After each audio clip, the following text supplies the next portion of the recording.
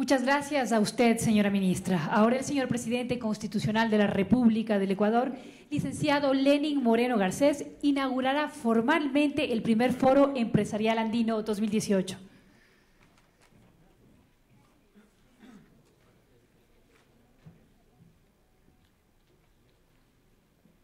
Queridas Elizabeth, Eva, Moni, Leticia, muy gentiles por acompañarme en esta mesa directiva.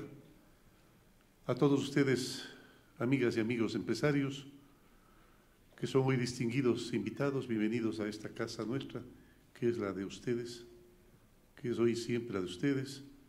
Bienvenidos principalmente, hermanos andinos. Bienvenidos a Ecuador, un país que los recibe con los brazos abiertos y la calidez del sol equinoccial. Suele llover un poco, pero generalmente tenemos un sol bastante sabroso. No se olviden que el Ecuador es el sitio del mundo más cercano al sol. La cima de Chimborazo, una mole inmensa de 6.800 metros de altitud, que se encuentra en la provincia de Chimborazo, precisamente, tiene en su cima el sitio más cercano al sol. Así es que si es que por aquí existe alguien esotérico, alguien de esos que le gusta hablar con lenguaje extraño, con lenguaje para iniciados como para confundir a las autoridades, entonces ya sabe lo que tiene que hacer. Ecuador es un país hermoso. Todos los países de Latinoamérica son hermosos, por supuesto. Ecuador tiene una particularidad, todo está cerca. Es el país en el que parecerían converger todas las virtudes, todas las bondades del mundo. Ese es nuestro país. Tenemos Amazonía exuberante, tenemos nieves eternas, ciudades patrimonio cultural de la humanidad, tenemos costas infinitas, playas infinitas y la joya de la corona que es definitivamente las Islas Galápagos. Ecuador les da siempre la bienvenida. Es para mí grato inaugurar este foro, el primer foro empresarial andino, un espacio que nos va a permitir intercambiar experiencias y mejores prácticas. Y cuando decimos experiencias y mejores prácticas, yo entiendo que todo es con visión de integralidad, con visión holística. No pensemos jamás en la vida únicamente en nosotros. Pensemos en que todos los hermanos merecen nuestra atención especial. Yo creo que es hora de que los seres humanos empecemos a dejar de actuar como víctimas, yo pobrecito, a mí lo que me pasa, y empezar a reconocer la responsabilidad que tenemos por acción, por omisión, cercana o lejana, de todo lo que ocurre en todas las partes del mundo. Aquí no podemos estrechar sino lazos de amistad, sino también identificar oportunidades. Identificar oportunidades significa precisamente eso, ver con ojos holísticos el mundo, así como lo vio en algún momento Henry Ford. Henry Ford no pensó, para el tiempo de Henry Ford los vehículos se producían pocos y caros. Henry Ford pensó en que por qué no el trabajador podía tener un vehículo. Vanderbilt pensó en por qué no el constructor podía tener su departamento en el mismo edificio que él estaba construyendo. Para el tiempo de Ford,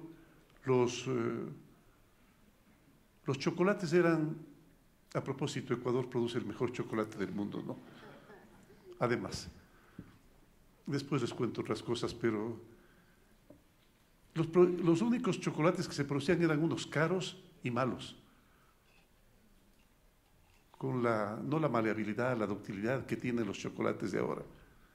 Hershey decidió hacer chocolates para todos, que todos puedan usar de ellos.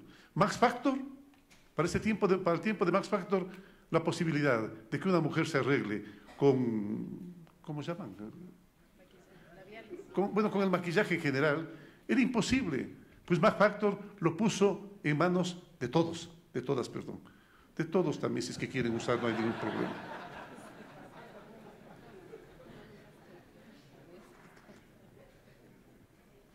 Así como Harley y así como Davidson decidieron el momento en que veían a un pobre hombre tratando de subir una cuesta con una bicicleta, decidieron ponerle a la bicicleta un motor y generaron la motocicleta que ustedes saben que les gusta a todos los que son pequeños de tamaño para lucir más poderosos. Se ponen una chompa de cuero y en la Harley Davidson pues se sienten poderosos. Sí, una motocicleta, una bicicleta con motor, pensando con sentido holístico, pensando en los otros. Igual, nosotros del momento en que expliquemos las cosas, por amor de Dios, hagámoslo de forma fácil.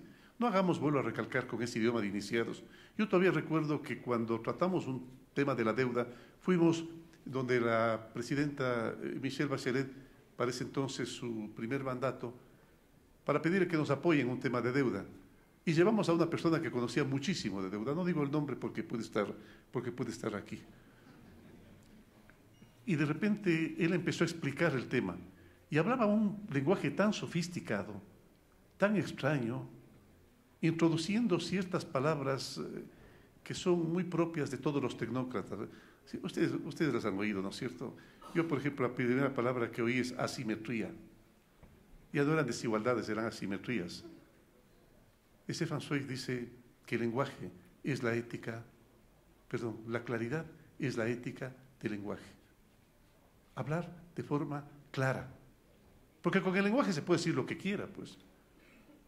El lenguaje, como decía Iván Petrovich Pavlov, es tan poderoso, es un segundo sistema de señales, a diferencia del primer sistema de señales, que son los reflejos condicionados.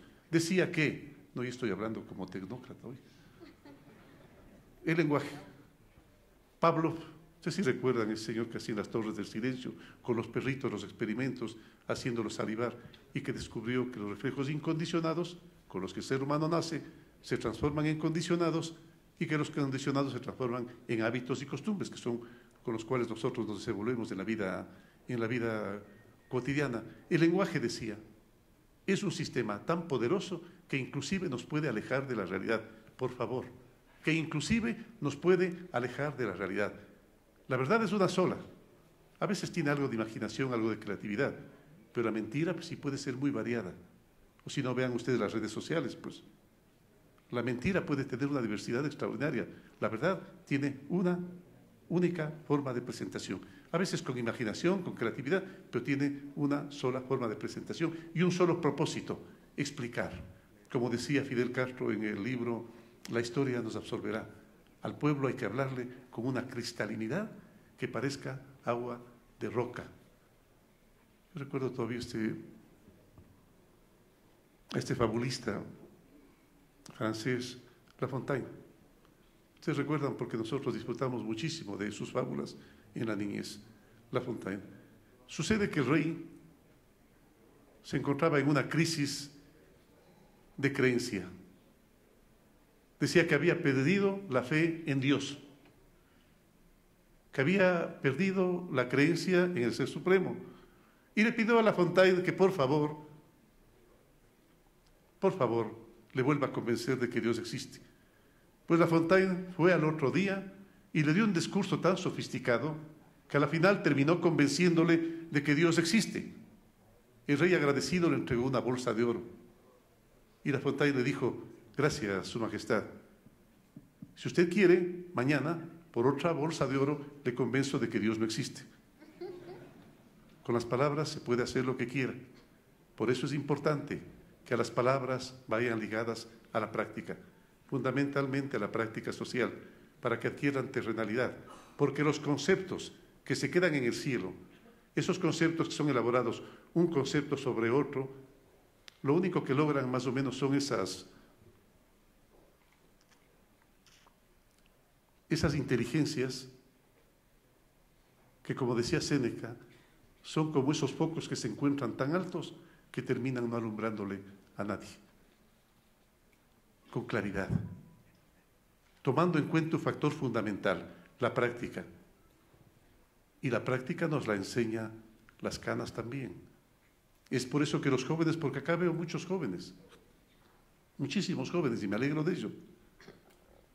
Hay que respetar el conocimiento, sí, pero también respetar, sin duda alguna, la experiencia. Bien, en un mundo globalizado, los países de la región no podemos actuar solos. Debemos descubrir puntos de encuentro, coordinar acciones y proponer soluciones como un bloque. Siempre debemos pensar en los beneficios conjuntos para tres partes: el sector empresarial, los propios estados y, el más importante, las millones de personas que conforman nuestras naciones.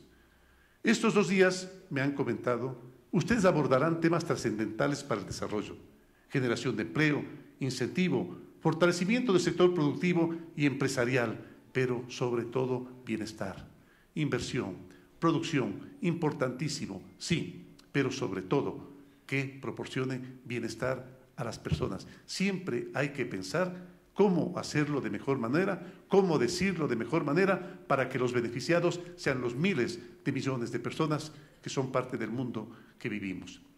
Tendremos mesas de diálogo sobre incentivos productivos y empleo joven. Uno de los puntales del desarrollo es la mano de obra fuerte y entusiasta de millones de jóvenes que inician su vida laboral. Todo joven necesita saber que confiamos en él, que su pensar y sentir siempre serán valiosos. Están en una edad en la que siguen construyendo su autoestima y debemos apoyarlos. Sin duda alguna, los jóvenes requieren un apoyo especial. En más de una ocasión nosotros vemos a jóvenes que se manifiestan bastante confiados de sí mismos. Es posible que solo sea una apariencia. Al joven hay que darle confianza, hay que darle fe, pero sobre todo hay que darle acciones y hay que darle ejemplo. Ejemplo de transparencia, ejemplo de trabajo, ejemplo de puntualidad, ejemplo de productividad, ejemplo de proactividad, ejemplo de esa palabra, ¿cómo se llama? Resiliencia, ¿cómo se dice? Resiliencia. Resiliencia. Para iniciados, ¿no? Ejemplos, darle ejemplo de honestidad, de transparencia, de trabajo, de puntualidad al joven. Eso es lo que se requiere. Entiendo que también se hablará de inversión como factor de crecimiento económico. La inversión con visión social no solo crea plazas de empleo, también genera intercambio de conocimientos. Otro tema de gran importancia son las cadenas productivas regionales. Las capacidades de todos y, como dice la ministra Eva García, generar sinergias. Sinergias es, ¿no? Después me explicas lo que significa, ¿no? Que beneficiarán a millones de familias. Asimismo, es fundamental para la región el desarrollo fronterizo. Ya lo dijo Evita. Solemos olvidar las fronteras y eso no solo es inhumano, sino genera un polvorín político a futuro. Ya lo estamos viviendo. Los pobladores de estas zonas se sienten abandonados por falta de políticas y programas de desarrollo, y nuestro desafío consiste en atenderlos con más y más empeño cada vez. Queridos amigos, los países invertimos gran capital humano y económico para construir políticas y planes y programas. Y muchas veces es en estos eventos donde descubrimos que la respuesta a nuestra necesidad ya fue creada en otro país, pero jamás lo sabremos si no lo conversamos. Yo he planteado en más de una ocasión que lo maravilloso de nuestros países andinos y latinoamericanos es la diversidad. Este país de Ecuador es el país más megadiverso del mundo. Aquí, en aproximadamente 260.000 kilómetros cuadrados, tenemos todas las razas del mundo. Múltiples nacionalidades, inclusive algunas no detectadas. Diversidad, diversidad, diversidad. Es lo que hace hermoso el mundo en que vivimos. Imagínense lo pavoroso que sería un mundo en el que todos fuéramos exactamente iguales, toditos iguales. Toditos iguales, o sea, más o menos como cuando uno viaja a esos países del norte, en que todos son altos, altos, altos. Todos son blancos, blancos, blancos. Todos son rubios, rubios, rubios. Todos son de ojos azules, azules, azules. Debe dar lo mismo el marido que el vecino, ¿no es cierto? Diversidad, qué preciosa, vean esa hermosa diversidad. Desde un negro como yo hasta la blancura del Pablo, por ejemplo, que creo que está por aquí, ¿no es cierto? Ojos cafés, negros, azules, de todo color. ¡Qué maravilla! Y también diversidad de pensamiento. Una diversidad de pensamiento que inclusive tiene una explicación cuántica, que no la explico porque me vaya a armar otro problema con la prensa. Sí, ahí está en en la incertidumbre de Hermann Heisenberg, ahí está la clave de por qué tenemos pensamientos tan diversos. Sencillamente, ¿por qué? Porque a nivel particular nosotros no sabemos, no podemos detectar si una partícula está en un momento dado con un movimiento específico. Es decir, si lo ubicamos espacialmente, no podemos ubicar su direccionalidad ni su movimiento. Eso es lo que genera a nivel macro la diversidad de comportamiento, la diversidad de interpretación, la diversidad de comportamiento. Por eso nosotros no debemos padecer de la diversidad, tenemos que aprender a disfrutarla, aprender a disfrutar la diversidad. Ahí radica la importancia de los foros regionales, porque a través del diálogo, qué importante es el diálogo. Nosotros aquí en el Ecuador hemos implementado el diálogo como una política de Estado. Dialogamos con todos. En más de una ocasión, compañeros, excompañeros políticos, me decían que ¿por qué estoy dialogando con la oposición? Pues porque es aburrido dialogar entre gente que piensa lo mismo, pues. Si lo hermoso es enriquecerse con el pensamiento del otro. A lo mejor es posible que tenga razón. Yo pienso que la cuadratura del socialismo del siglo pasado definitivamente hay que abandonarla. El socialismo moderno, el socialismo nuevo,